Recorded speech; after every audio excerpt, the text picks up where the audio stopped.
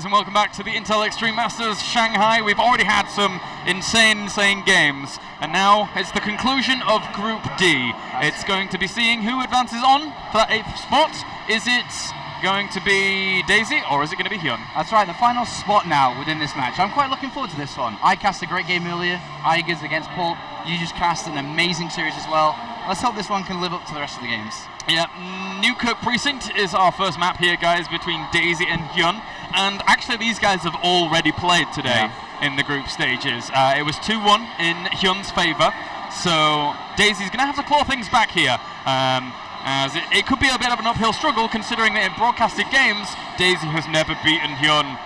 HyuN's an amazing player, man. One of the best of the best. I'd say, with his recent performances, he can definitely, push over Life to become top 3 Zerg alongside Roro and Sulky, I'd say. Yeah, definitely. Well, spawning down to the bottom right-hand corner here as our fantastic Zerg player. Spawning in the blue, he is Quantic HyuN.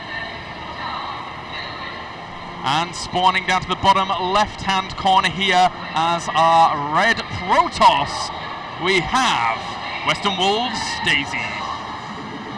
All right, what's your prediction for this?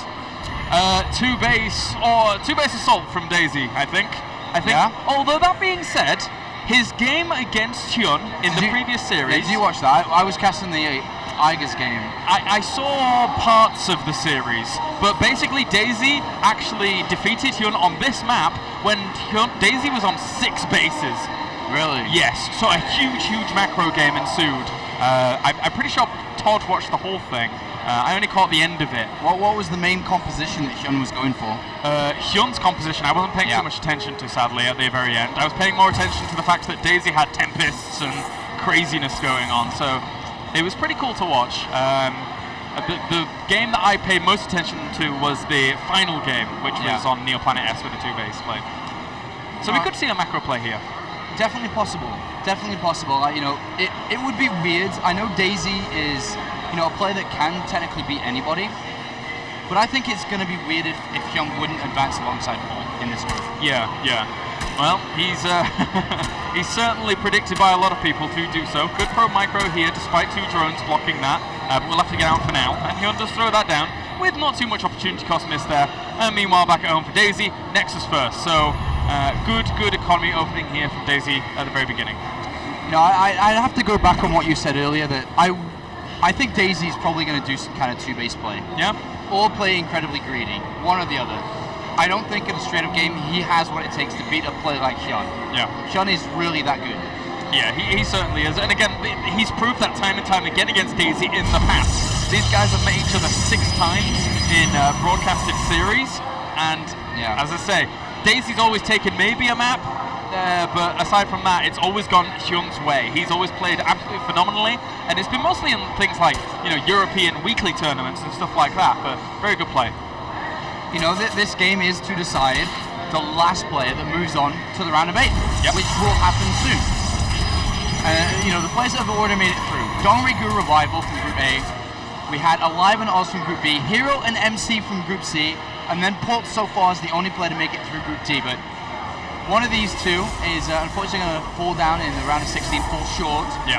Well, the other will make its way through. And in this game, look at this. HyuN with perfect Overlord scouting and even managing to get in a circling. Yeah, and it's interesting, actually, in terms of how the round of 8 has been the composition of the round of 8. Because if HyuN advances here, it will be 3 Zergs, 3 Protoss, and 2 Terrans. What a great racial distribution that we'd have actually moving into the round of 8. Yeah, that would be great. I think that's how it should go, right? Yeah, that's how it should go. Well, now here on Newkirk Precinct, how are these guys going to play this out? HyuN, he's going for his 3rd hatchery. I'm not surprised in the slightest if we see HyuN play his absolute standard, just Roach, Hydra, maybe even that quick hive at the 9:30 mark. Oh god, that is so difficult to play against. Yeah, very difficult. And Daisy, well, I mean, Daisy might not let him even get there if he goes for a 2-base play, I guess.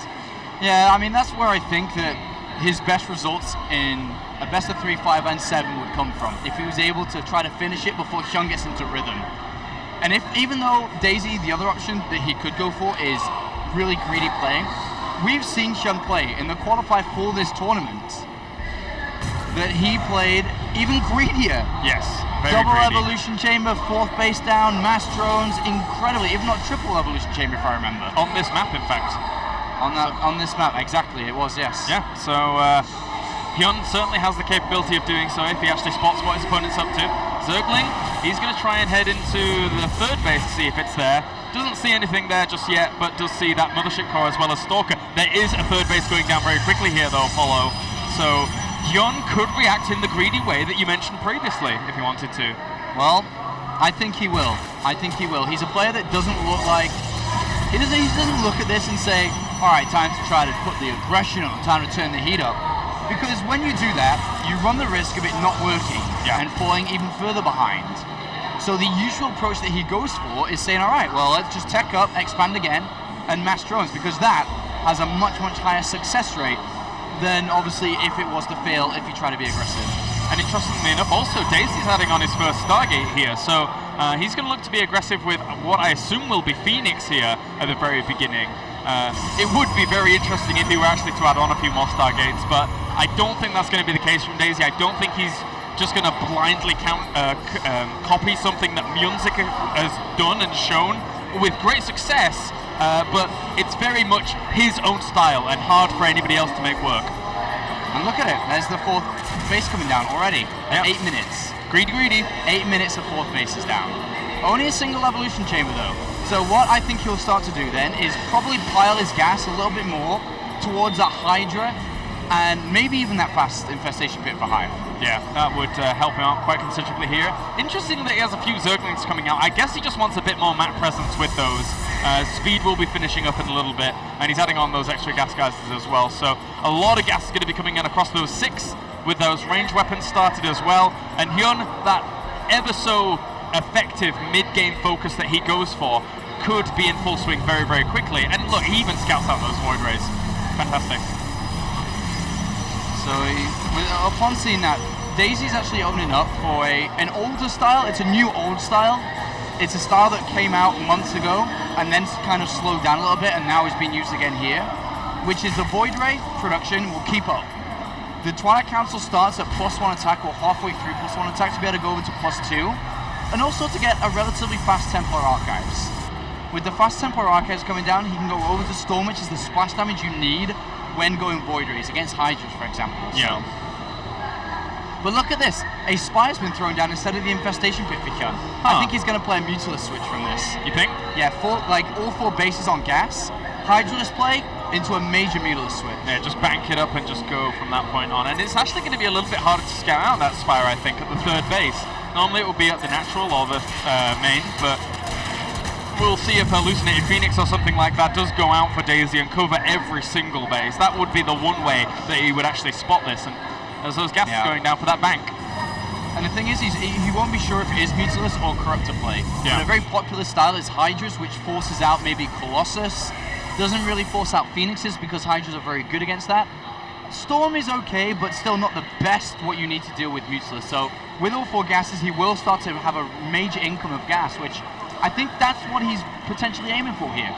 Yeah, it's a scary thing, and you know, if you've only got Void Rays out on 1 Stargate to deal with that kind of switch, it's a tough thing to actually accommodate for. That +1 weapons has started. The gas bank up, we're going to have to watch it. So now he just puts on a bunch of Zerglings with the Hydras he's already got, and then I think he comes for an attack, deals a lot of damage, brings the army down, and then the switch happens. I think that's how he's trying to play. Yeah, well, there's still those Void Rays in production. Don't know how well they're going to really fare. That Hallucinated, well, no, never mind that, as he does push on into the 3rd base here. How much damage is he actually going to do? Those Zerglings do push up against those Zealots, so they're not really doing too much. And a lot of those Hydras in the back have been completely sealed off, so the Void Rays should be able to deal with quite a lot of this. Potion Overcharge there as well. Daisy's not looking too bad. He needs to kill off those roaches though. Well, he's lost a lot here, and he only has a few units left. And HyuN says, well, really? Did I really just do that much damage? And he insists that he continues his Hydra production. So he's going to come in again. Daisy, as you can see on screen, is in a bit of trouble at this point. So now, as the game continues on, HyuN is going to hit again, harder, stronger than before. He's got a very strong economy. Why does he need to tech switch to complicate things when he could potentially win with what he's got at this current point? Yeah, you're right. Well, he's got a few High Templars behind there as well, so he could use those to morph into Archons. Still more Zerglings on the way. Not going to do that much against those Archons if they are able to come along, as there's no Storm out right now, which is technically what he would love to get up to. I wonder if he's actually producing that. No, he's not just yet. So Daisy needs to hold on, man. Daisy needs to hold on to this base. He doesn't have Storm, doesn't he? No, he doesn't have Storm. It's only Archons. And it's just 4 High Temple. He needs them as Archons here if he doesn't have Storm. Yeah, he certainly does. He needs all the firepower he can get with that Nexus Cannon, trying to rain down some havoc onto these Hydralisks. But all the Void Rays, in the end, they're going to be killed off very quickly if these Hydralisks are able to actually seal the gap. Daisy thought he had Storm. He moved in with a High Temple, and now he researches it. And that is going to allow HyuN to break down this third Nexus. And with the third Nexus going down, the income will drop hard for Daisy. And this is where I'd say the Mulist switch comes in, man. What can you do against 20 Mulists? Yeah. What could he possibly do with only 2 bases? Here it comes, and this is just going to be map 1. Yeah. How can Daisy play against this? Not a chance. Without Storm, without it being researched, with him thinking it was already there, he's not really going to have too much of a chance. Those things actually run by as well to do some damage to the economy, furthering the lead here for HyuN and breaking down that wall as well with the Hydralisk. 23 Mutalisks. Sean, that is... Oh man, this is annihilation. Yeah. It's that simple. When these Mutas arrive, this is an instant get out the game move. There is nothing. At the moment, the anti-air is 6 Void Rays and 2 High Templar that just about have Storm. Against 23, if not more, Mutalisks, with still ground units around. Yeah. As soon as Daisy sees this, his heart will simply sink. Seemingly so. Well, those Mutalisks are going to move in here. He has energy for a few Storms, but really not much else than that. The Mutalisks fly in. That's a lot of Mutalisks, guys. And now killing off probe after probe. He's already killed off 33. He's going to get far more here. And the charge has been activated, but it's not really going to help out against those Mutalisks. No, I turn around and just fight, man. Got to be careful of Storms. Yeah. Ooh, Storms do hit, and actually weaken a lot of those Mutas. But even with those great Storms, I don't think it's going to be enough. Doesn't matter, man. Mutalisks regenerate in this game pretty fast. Yep. Those oranges have turned to yellow, and eventually they'll turn to green very soon, with those Lings coming along to complement perfectly as well. The Hydra's even helping out here, and the last remaining Storms do go down, but it's still not enough. HyuN doing very, very well here in game number 1 to push Daisy back. GG there on Newkirk Precincts. And HyuN just looks like, all right, easy game. Easy game 1. Bring on game 2, and unless we see something dramatically changing in Daisy's play, this will go HyuN's way. There's no doubt in my mind HyuN will 2-0 this unless Daisy steps it up a level. He has to. That was just one-sided. Yeah, he really has to make something different happen here. Curious as to what the next map will be. Newkirk, Belshire, then Neoplanet S are our map pool. So Belshire being that second map, I think we might see Daisy try and go for a quick third again and try and play the macro game, but I don't think it's the best option in the end. I don't know, man. It's a very difficult thing for Daisy. I mean, Daisy in his booth. I can see in his booth right now is like this. He's sitting like this because he doesn't really know. As you can see on screen, look. He's like, what the hell do I do? Because this is difficult. You can see the different face structures. HyuN's like, all right, another game, kill this nerd. Daisy's like, oh my god, what do I need to do? He's like, I'm never gonna win. And as well as someone taking a picture of him, I think. Wait, what? Somebody's giving him directions. But anyway. Yeah, knocks on the window. He's like, all right, where's the bathroom? He's like, oh my god, okay, this way. Dude, just go over the left. It's fine. Daisy's a very happy guy, though. He is. He's a very, very happy fellow. He's a realistic guy, too. Yeah. I spoke to him backstage, and he said he knew it would be hard to advance in this group. Everybody's expecting the same thing. But if somehow, some way, he's able to beat out HyuN, this could be one of the biggest upsets of the entire tournament, I'd like to go as far as say. Yeah, definitely. We had some upsets in day number 1 with... Who was it? Somebody beat Myunzik. Titan beat Myunzik. Yep. That was a pretty big... That was big. Yeah. That was big. I mean, okay, so maybe second biggest upset. As Daisy does prepare himself to get ready for this next game. There's a lot of people here watching StarCraft too. You saw the crowd shots. There's a bunch of people here. Daisy in high spirits though. What is he doing? You know, he's one game away from potentially being out of this tournament, yet he's found some way to smile. Yep. Whereas HyuN is just killer face. He is, man. He is a stone cold killer. And we were talking. I was talking to Todd in the previous series when he was playing Pol about how HyuN, he never ever really had a dip. He's only ever gone from level to level and kept improving himself constantly. And against Protoss, he is a scary foe. He really is. You know, I'm looking at HyuN, and all I think about, as you say, his progression. He's never ever had a bad spell of results. Yeah. Ever. His first tournament, international tournament, was DreamHack Stockholm 2012, and he played some of the best mid-game, early-game Zerg I'd seen at that point. His late game wasn't developed. He didn't quite get it yet because he's very new to StarCraft 2.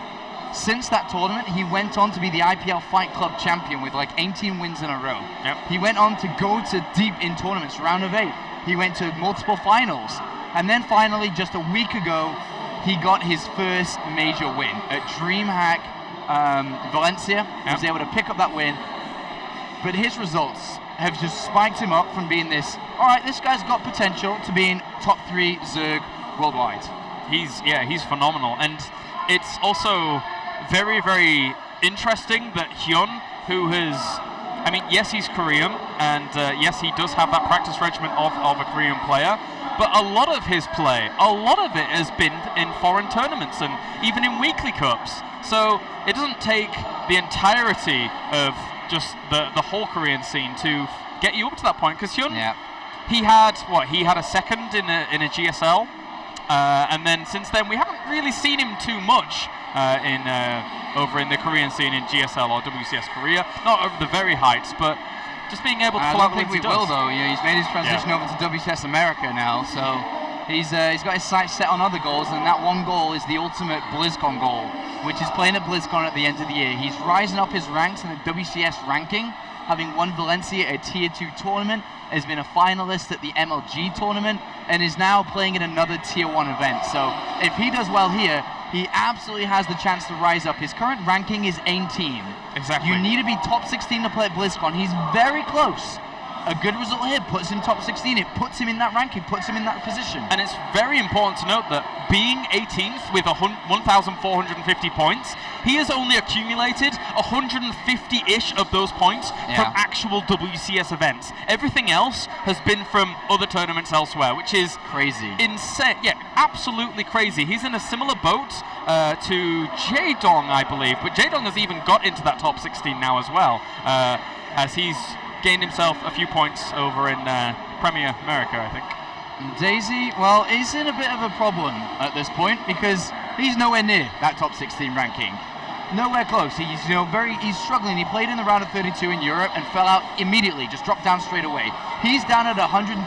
That's low. Oh yeah. So, his hopes of making it to BlizzCon, I don't think he even has hopes actually. I don't think he's even thinking about that. He's more like, all right, let's improve myself.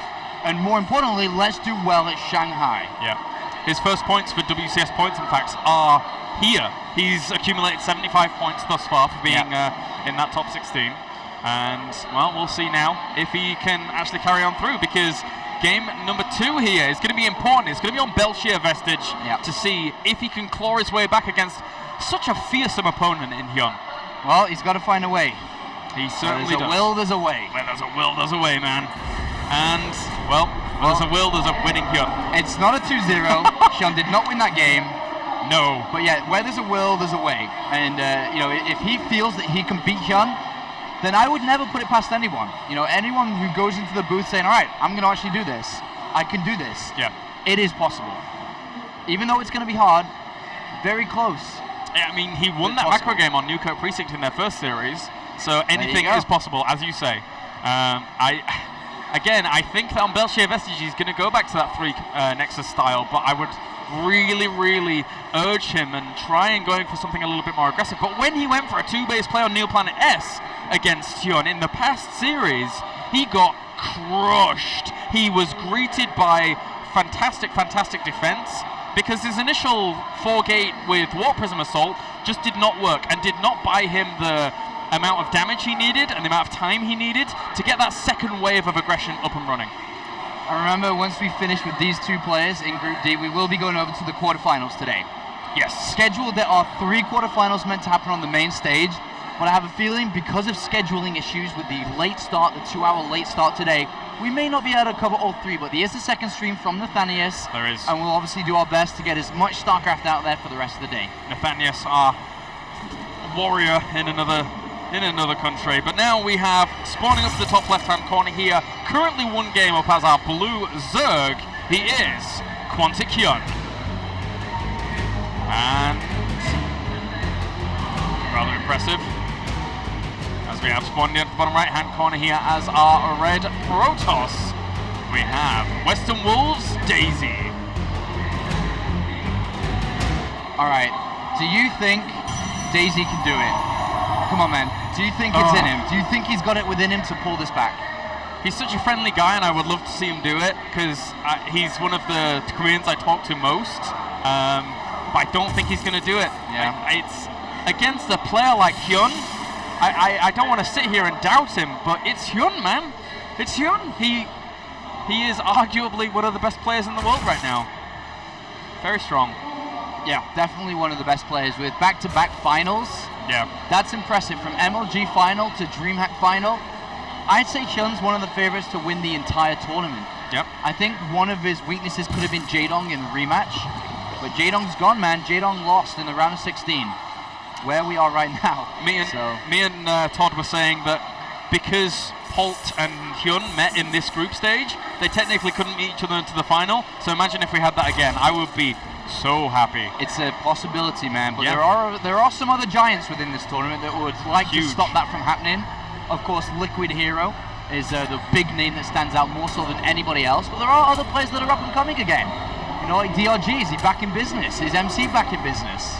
I would love to see one of those being back in business, man. It would be a very, very good day. The boss toss, or Mr. Don Regu, the final boss.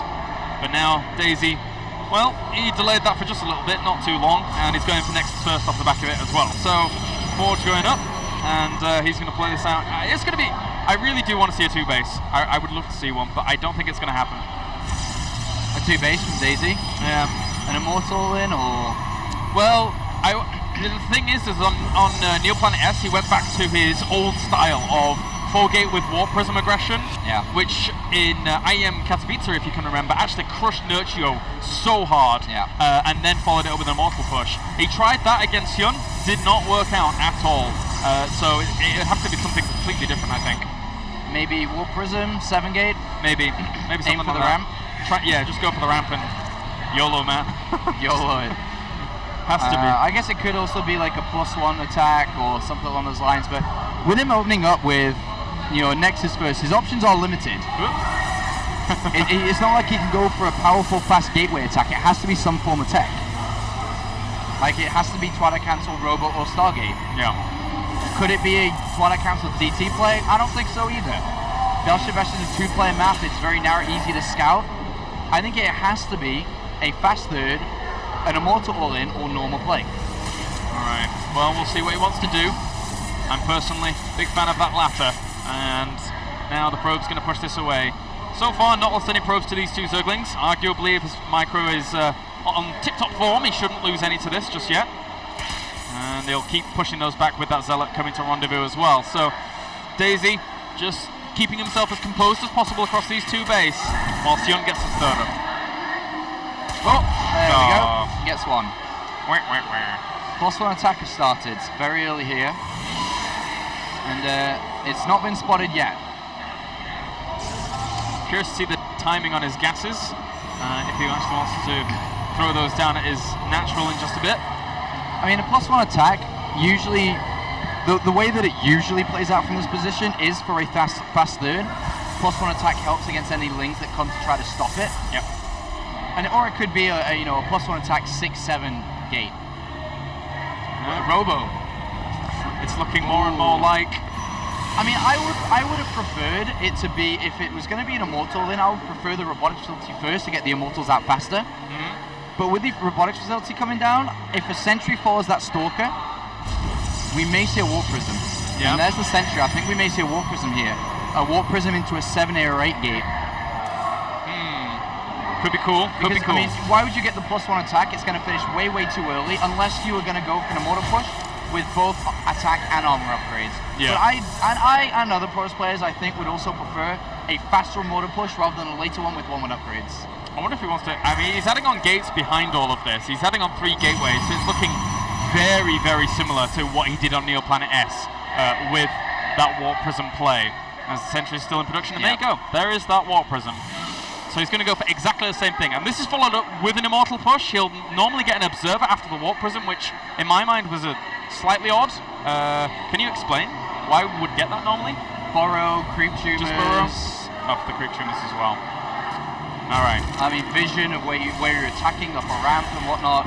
Multiple purposes for it. Yep. And just push that Overlord away. So he's going to deny the vision of that a third going down, or at least a potential third going down for a second. Well, he has cleaned up the Xel'Naga Tower. Oh. One of them, not the other. And he went for the third. He is going to take a third, so he's going to put pressure on with the Warp Prism. So it's not like a major 2-base all-in, because he would have thrown the gateways instead of the Nexus. But what he's going to try and do here, on the right-hand side especially, not the left. If it was the left, it was for the ramp. On this side, he's going for drones. But most important part of all of this is, yes, harassment, but more so, make sure HyuN doesn't attack and keep the pressure on.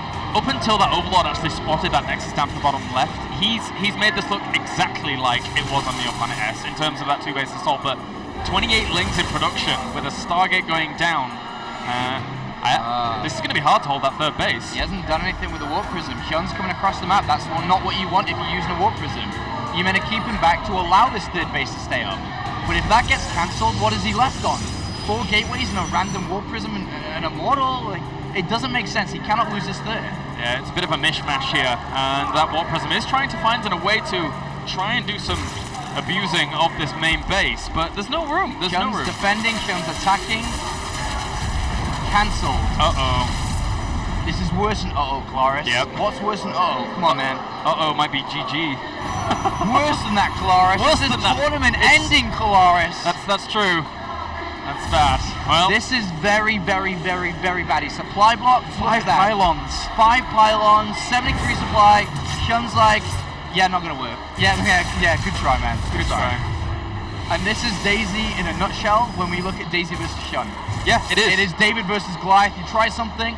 You know what? Goliath was too good in StarCraft 2. It was too good. It got deleted from the game. Hey. Well. You're right. I mean, there's slight indecisiveness, I guess, here in Daisy's play against HyuN, and it's really not paying off for him. The build is not really working out, and it looks like he's just going to go for a 2-base attack. I mean, what else can you do? Exactly. So, this even misses the queen. Well, at least he gets the other one, but yeah, I don't think he's going to kill it. I don't think he's going to. Oh, okay, he's going to kill it. All right. Well, he's going to push this back as well. So. Oh, Warp Prism sees that many roaches and zerglings, like, oh dear, oh no. You actually say at this point, FNL. Yeah. Because this is a position where he says, you know, farm my life. You know, farm it. Farm it, man. Farm my life, because this is a position that you're in, as a Protoss player, you know you're in trouble. The Hive is on the way. Hydra's out. He either attacks and walks into this army, or he tries to take a third and tries to defend it with a small army. Daisy, that's his keyboard, by the way, multicolored keyboard. It's cute. His APM is slowing down. He's like, oh, it's difficult. It's a very hard place to be in. Yeah. Well, I kind of expected this. The idea of trying to establish a third and just trying to defend it, because he saw the army. He knew no attack is going to work. Unless, outside a 1,000,001 chance, no attack is going to work. Good denial of a fourth, but he's going to have to try and defend the third as best as he can do with force fields, with the architecture around it that would be an advantage to him with Immortals and Void Rays, but look how small that army is in comparison. Yeah, it's 12 minutes. He's only just now, you know, got his Nexus halfway through. Army supply majorly in the lead for HyuN, as well as the worker supply. And we're about to see HyuN very soon. He has a couple of things. He could go in for an attack and wear his opponent down, or he says, all right, I'll wait for Vipers, then I'll go, then I'll make sure I win this. You know, HyuN in this position, he's a taxi driver, man. He's a Chinese taxi driver. He just does whatever he wants. Yep, he is. He does whatever he wants. He charges whatever he wants. He's a happy fellow. He denies customers. He does whatever he wants, man. You want to pay 40 Chinese yuan, you end up paying 400. You want to pay 40 chucks or 400 chucks? 400 chucks, man. That's Chinese what I do. bucks, man. That's what I do. That's what you do, Claris. Damn it. Because Chinese taxi drivers can do whatever they want. They can do whatever they want. Because you don't know where you're going. You don't know how much it costs. You don't know anything. And Daisy's in that position where he's like, He is Kalaris in a taxi right now. He's Kalaris in a taxi. And it's not going to be Kalaris in a taxi in China because you get ripped off. Yep, it's not, man. And well, HyuN is now at 200 supply and his Vipers are coming across. I wonder if anybody picked up on our subtle hints. No. Nothing happened in China. Nothing. Nothing in China. Well, okay, so the Vipers are here now as well. And Ultraless Cabin, why not? Taxi driver HyuN, he don't care. Good stuff. Alright. So, when is this attack going to happen and how can Daisy stop it? No High Templar. Can he even stop it? There's 4 crews coming along for the ride. They can start, consuming it. Oh, there goes the pulls 2 of those Colossi forwards, and we'll take those out extremely quickly there. The rest of the army, as well as the Militia Corps, that's just disappeared. It didn't even die. And then with that charge up here, trying to kill off some of this army. Not too useful with the charge up on some of those Hydroliths. Should be trying to focus down some of those roads, see if we can actually utilize this fully. Force fields actually pinning back this quite heavily, and the army is being cost efficient for Daisy, but in the end, it's still going to crush through and get a lot of those Immortals. Oh. And well, with the Immortals going down and 80 Zerglings coming behind us, look at the minimap. Look at that minimap. It's a waterfall. It's a cascade, my friend. HyuN trying just to push on forwards, and he'll be able to do it, man. Whilst Daisy, he's trying. I mean, he's got that wall prison that could do something, but he's not even focusing on that at this point. He's focused on his defense. We have Hydras coming in. We have the Ultras coming down. And even with the Ultras Cabin going down, and the fact that he has Contaminate on that Robo facility, Colossi isn't exactly the best option. He ideally wants the Immortals. Of course, he does want some Colossi in there as a mixture, but I don't think he has the production time necessary to counter the next wave that will come with chitinous plating and 1-1 out for those Ultras. We can say good job to Daisy for not dying yet. Yes. He is at 140 supply, but he doesn't quite have what it takes to beat up this next army. This next one's going to be quite strong as well. The one thing is that the Lings are only at 1-1. That is kind of helpful, but still, Daisy needs to hold on again, and probably again after that. If he holds on the next fight and then the one after, he's in a position to take a 4th and continue on in this game. But can he make that hold? His income isn't actually too bad. It's actually in favour of him in comparison to HyuN right now, as HyuN hasn't saturated his 4th base. So very, very nice to see, but the army supply well in favour of HyuN here as he moves on forwards once again with these Lings. He's going to try and take down that cannon as well as try and deal with this army. Storm is not done yet, but good feedback. So 1 or 2 of those Vipers do connect, but he should be able to move on forwards here. Grabbing 1 or 2 of those Colossus forwards and trying to rip those out of position as well. And just barely does not get that second one. Some Hydras coming in from the back, trying to block with some Changelings. And in the end, actually kills off the majority of the army. HyuN with 6 Ultras on the way. GG! He takes the series 2-0 and takes his arguably rightful place on the round of 8. Domination. HyuN, as expected, moves on to the round of 8. He will now play with the 7 others that have qualified for the quarterfinals.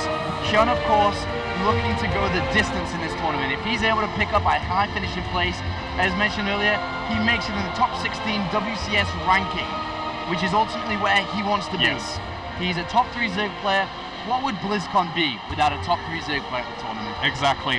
And what a way to make it there. Currently not really having many WCS points at all, but doing very, very well elsewhere. And now, guys, our 8 players are confirmed. We have Don Regu, Revival, Alive, Oz, Hero MC, and Pulp HyuN. What a lineup for the round of 8. 3 Zerg players, and then we got 3 Protoss and 2 Terrans. Pretty decent. I do like the 2 Terran players in this. Of course, Pulp and Alive performing well recently. Hope he can keep up his performances in the round of 8, but we have a pretty balanced quarterfinal now. Yep. And that does it for the round of 16, man. We've wrapped up all 4 groups now, I'm looking forward to the quarterfinals. It's gonna be so good. But now, guys, we can send it to an interview with that person who is advancing on to the round of 8, Mr. Quantic HyuN. Yes, thanks very much. Welcome back to the stage in a very noisy China Joy. With HyuN and also with our translator Minsik as well. HyuN, I guess the first question is, first map was pretty straightforward. Talk us through map 2, how tight that was for you.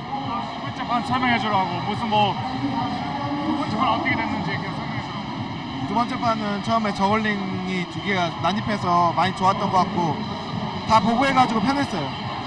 Whereas the second map, it was actually easy for him because the Zerg went into the base, so he could scout everything what is coming up. So it was really convenient for him.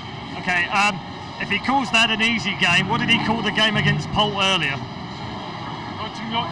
지금 데이지랑 두 번째 반 쉽다고 했는데 아까 지금 폴당 한 거 어떻게 생각해? 두 번째 거요?